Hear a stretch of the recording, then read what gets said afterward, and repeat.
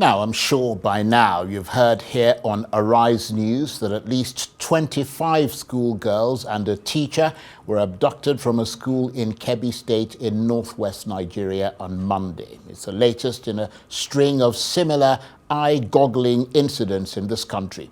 2 of those students have since managed to escape. Local officials say they ran away as their armed captors were leading them into the bush, and they ran across farmland to safety. That is good news, but of course many students are still missing. The government has said that they are doing all that is humanly possible to make sure they are rescued as soon as possible. And President Tinubu has postponed his trip to the G20 and AU summits. The case of this latest Kebbi abduction has, of course, now gone around the world. And so has the brutal killings by insurgents of an Army Brigadier General Musa Uba and other officers who were caught on the trot by their attackers.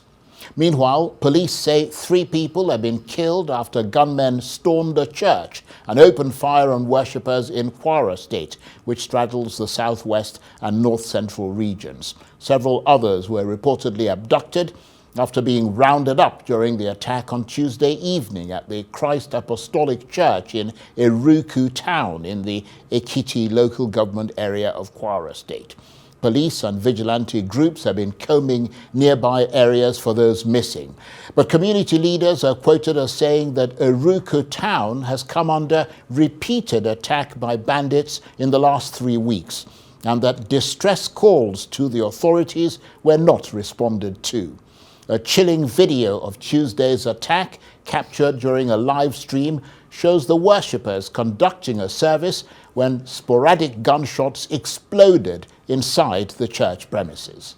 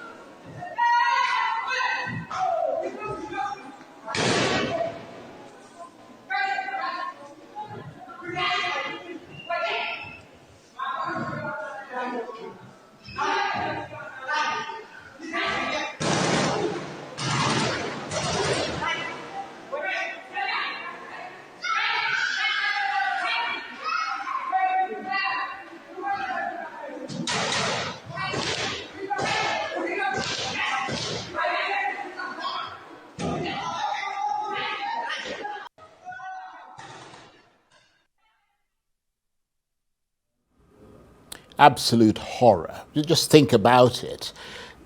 Church worshippers being hunted by armed gunmen.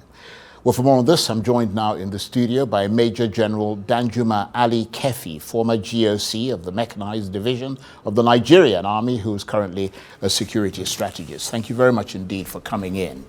Thank you for having me, Charles. Of course, all sorts of kidnappings are taking place in Nigeria, and they can each be different. But when you look at this latest incident, let's start with Kebbi State.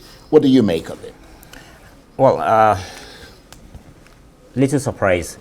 You recall I've been on your show since January last year, 2 years now going, and we've been warning about this.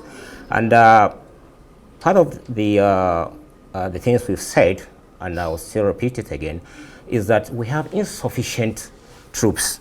And I kept on calling for surge. Let's replicate, let's borrow a leaf from what Sri Lanka and other countries have done. And now, but I think we have a government that is tone deaf. I mean, this is a succession of governments, because it's not just this government. Yeah, well, I mean, the previous ones were not doing much either. Yeah, yes, that is a fact. But what did this government say when it came on board? it said it was going to hit the ground running. Apparently not. And I recall in March, April last year, when I was calling one of your sister show, I mentioned that the body language of the president is not right. Look at his cabinet picks, the security sector, Ministry of Defense, the police, and other security disciplines. I mean, those are not the right guys for the job. Recently, we had a change of service chiefs. I mean, that won't change anything. You think it's a cosmetic change, basically? Yeah, well, they are not addressing the real issues. Now, I mean, the military, for instance, the military is a team. They operate as a team, not as individual. You can change the whole individual. You can bring Field Marshal Erwin Rommel, the famed German general, or Patton, or this thing, and they can't achieve this thing because the political will is not there. The military and the other security agencies are insufficient. The troop number. I kept on calling for surge. I mean, look at the unfortunate thing that happened in Kebbi. I mean, there were no troops there. And you can't expect the troops to be everywhere. That's a fact. But again, they are insufficient. Recently, 2 days or yesterday, I heard the members of the National Assembly, I don't know which of the chambers, called for increase of about 100,000 troops. Yeah, it was the Senate. Yes, the Senate, something like that, right? I mean, this is coming too late. I mean, we've been saying it, if you recall. I do recall you saying that, kept on saying for the surge. Now it's a little bit, sorry to say, a little bit too late. I mean, because now, is it with the prompting, because of the threat President Trump of the United States made, that there seems to be some semblance of movement? I mean, that is this thing. Because the Nigerians are fed up, are frustrated.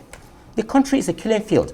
Now, let us not deceive ourselves. I mean, President Trump saying that genocide, Christianity. Of course, I wouldn't characterize it as genocide against the Christians, because Muslims too are also killed. Peoples of other faiths are killed. Listen, depending on the community. But the truth is that there are mass killings. I grew up in Makurdi, Benue State, right? A lot of the areas I knew in that area, right, they are now empty of people. My friends, their families killed. Same thing, Plateau. I was a general officer commanding the 1st Mechanized Division, Kaduna, which also, that's the headquarters, the main headquarters in Kaduna, but Niger State, Kano, and Zamfara, and part of Yobe State. From the division. Now, we saw all these things. The numbers inadequate. Troops number inadequate. Now, what commanders have to do is kind of like you do in farming, shifting cultivation, keep on moving them from one place to the other to make effects. But you cannot achieve this thing. It's not sustainable. It's not sustainable. And again, when you are fighting in counterterrorism warfare of this, when you're fighting terrorism, you need to suppress, you need to saturate the ground with troop strength. Well, that is not happening. And just, I mean, very interesting assessment you've given there. Just in terms of what's happened in Kebbi State, because, I mean, that has happened, and we've got to deal with it. In terms of the dots that you're able to connect around that incident, who do you think might be behind it? Bandits seeking ransom, or ideological insurgents capturing and absorbing women into their ranks, like we saw them do with the Chibok girls? No, I don't think the second part of it, that is try to absorb to their ranks. No, that may not be in the case of that Kebbi. It's for ransom, obviously. Yeah, but you would have thought that by now you would have heard from them. I mean, although we may not know if they've made contact, but I mean, you would have thought that you'd hear from them and know what their demands are. Yeah, that's a decent. But again, there's another point, another aspect I want to look at it. I mean, ever since President Trump made the threat of invading the country, so to speak, of course, as a military, with my military background, I don't think the invasion is going to be American boots on the ground, but maybe targeted attacks, just like what is happening in Somalia against the Al-Shabaab, missile strikes, this thing. But ever since that happened, have you noticed, the frequency of attacks? Perhaps the bandits trying to dare America. Say, okay. It's funny you say that. I was actually thinking about that earlier today. Yeah. They seem to have upped their ante, have they? Yeah, I mean, because, look, if the United States should carry out, say, missile strike against this, and this will play into the hands of those insurgents. This is what they want. They want to see the collapse of the Nigerian state. They want to humiliate the government. And the government, of course, seems not to care. And that's why they refuse to act. I mean, I keep on saying for the past 2 years, I have been calling on a lot of other Nigerians have been calling on the government to act. But this seems, it seems, I don't know, a lethargy, kind of hesitation. I don't know what. And I mean, there was advice given to the government after the Chibok abductions that they should have a working group in place whose sole purpose is to sift through intelligence and respond to early warning signals of imminent abductions in schools, and to link a sort of powerful interagency security network to that group that can be called up at short notice. There was also the Safe School Initiative after Chibok, which aimed to deliver protection to schools. I mean, whatever happened to all that? And is this Kebbi incident evidence of a major lapse in that policy and in security coordination? Well, the thing is, of what good is intelligence when you cannot influence any action on the ground, when you don't have the capability? I mean, look, in fairness to our intelligence agency, the Department of State Services, there's the DSS, the National Intelligence Agency, and the Defense Intelligence Agency. They are on top of their game. They give those intelligence. I had the privilege of having the DSS, when I commanded the Operation Service Wide OSW, when we targeted those sponsors of terrorism and all these financiers and everything, they are very good. They give intelligence, and I'm sure there must have been intelligence given to this thing. They are very good at this thing. But of course, when you lack the capabilities, like I said, I mean, the troop strength is quite inadequate. Now they give the intelligence they're going to attack a place. I mean, how do you stop it? What are those soldiers? I mean, in the Northeast, this same problem you have. The troops sometimes are aware, intelligence, that the Boko Haram guys are going to attack a location. But there's little they can do. Yeah, but what I don't understand is, because what we're seeing now is the attack having taken place. Yes. Suddenly they've mobilized troops to that area. They're combing the area. The president has made an order. Reinforcements must be sent there and so on. If there are troops available for those reinforcements, why didn't they go there before the fact rather than after the fact? I can assure you that those troops were taken from other locations. Right? So you do what we say in military terms, you thin out those locations. You pick, and take them to but what I'm saying area. is that if that school is seen as a threat, I mean a threat of, abductions, then it means that given that they're sending the troops there now, they could have sent the troops there earlier. But the troops that they picked to move to that place, right, were picked from areas that are also threatened areas. Right. And now, so there's the risk that the insurgents could attack some of those areas. I mean, you never can. You mean whilst they're combing the forests around sort of the MAGA town? Sometimes insurgents carry out attacking a place to lure troops out of this thing, right? So when you go on pursuit, trying to this thing, you expose your flank and they attack that distance. So we never can tell. Yes, we've actually seen that happen in some of the military sort of camps and so on there, where because they've been sent somewhere, those places are loosely guarded and they go and attack them. But I mean, how much do you think these sorts of security failures that appear to be happening frequently in this country, I mean, you've already mentioned that it's a reflection of poor leadership, lack of political will, but there also seems to be a gap in the security architecture that allows these sorts of incidents to happen in that sort of leadership structure within the security services. Look, I've said this several times in the past. Look, fatigue has set in, right? This is now the military. since the Liberian crisis, since from 1990, 91, the military has been involved in this, and there is fatigue. Now, secondly, again, right, it has had a negative effect on morale. Right. Some troops, some soldiers have been away from their families for upward of 5 years. I served in Liberia 5 years in the stretch virtually. It was when I was injured, wounded, during the assassination attempt on Chastello. I was his ADC, I was shot. Everyone with me was killed. Were you there in that assassination? ECOMOG headquarters when he No, was... not the headquarters. At the executive mansion. Okay, yeah, okay, that's a different thing. Yeah, Yes. yeah, that's the So, assassination attempt on him. Chastello, Okay. which happened, I think it was Yes. 1st of October, 1996. He and I survived, and I was shot 2 places. Everyone with me was killed. Now, this, I mean, look, for a very long time, troops have been listening.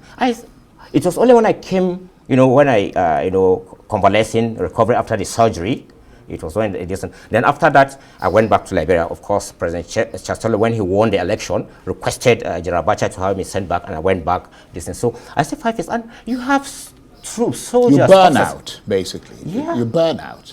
Listen, I mean, I can tell you, I commanded a brigade in the northeast, close to where this incident happened, in Konduga. The brigade was based in Goza before they were dislodged, and then I was not appointed, and then I moved the dislodged troops, those moved them from Maiduguri to Konduga, and from there for further offensive. And it was in one of the offensive that I injured myself. I lost hearing in my left ear, had RPG attack. This. So now some of the soldiers that I commanded there are still there. Perhaps they came back 1 or 2 years, returned back there. I mean, look at the case of, there was a brigadier general, then he was killed as Colonel Baku in Damboa a few years ago, about 4 or 5 years ago, if I'm not mistaken. He was killed there in Damboa. I mean, that general, he was promoted posthumously. That general served repeatedly in that theater. Now, it was not a punishment, but because there were no officers to send. So this thing is having a lot of effect. Family lives are being destroyed. I mean, so the soldiers are also victim of the failures I think of the state. that's a very important point you make about morale and the fact that people are essentially burning out. But is there also a sense that there are rivalries between the security agencies to the extent that those rivalries might harm the safety of Nigerians in this way? I don't think that is, of course, you may have inter-service rivalry.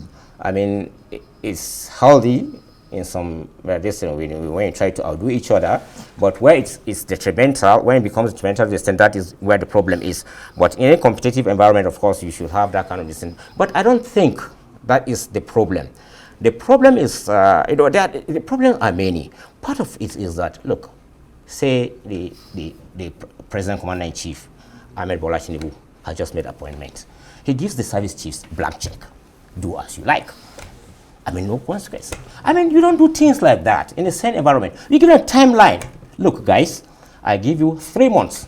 Sort out the mess in north-central Nigeria, Benue and Plateau State.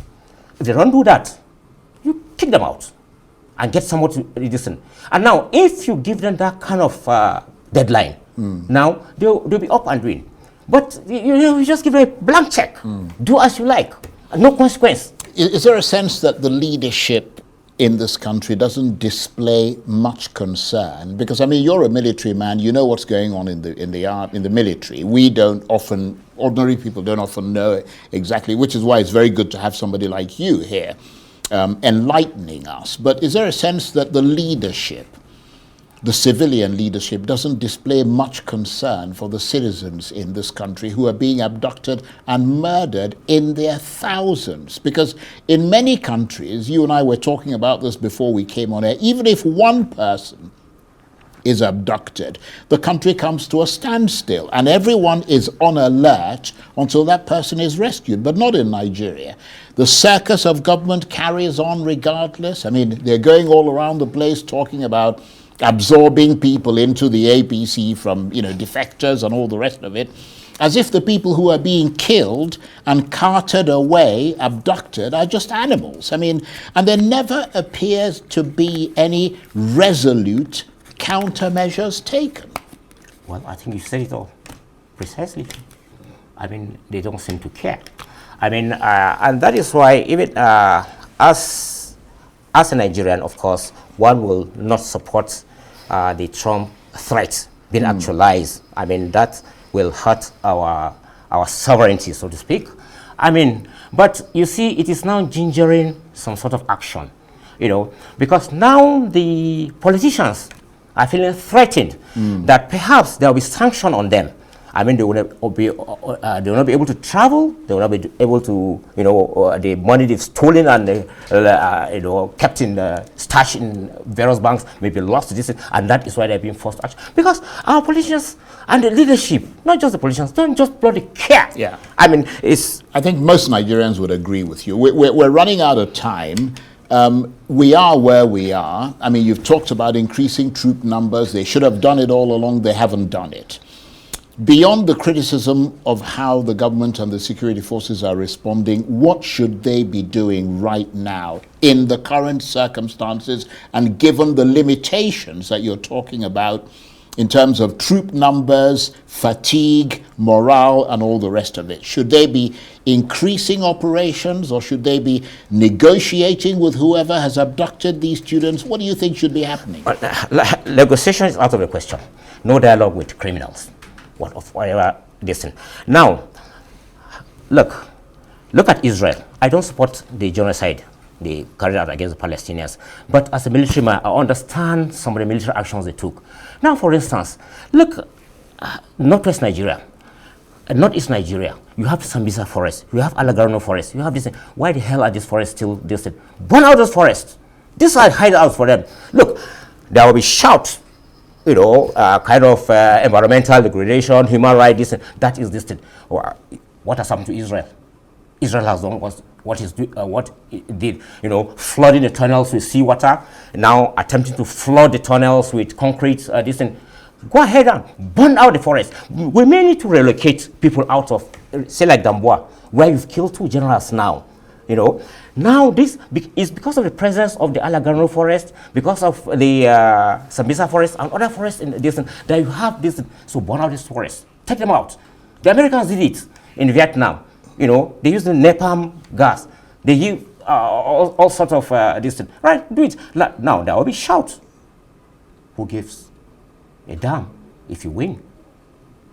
I mean, in some ways, that's what happened in Sri Lanka, wasn't it? Absolutely. I mean, they just took out everything, basically. They damned the consequence. There were a lot of shouts. But today, the United Country. Now, when there is no Nigeria tomorrow, look at Somalia, look at Sudan, right? Look.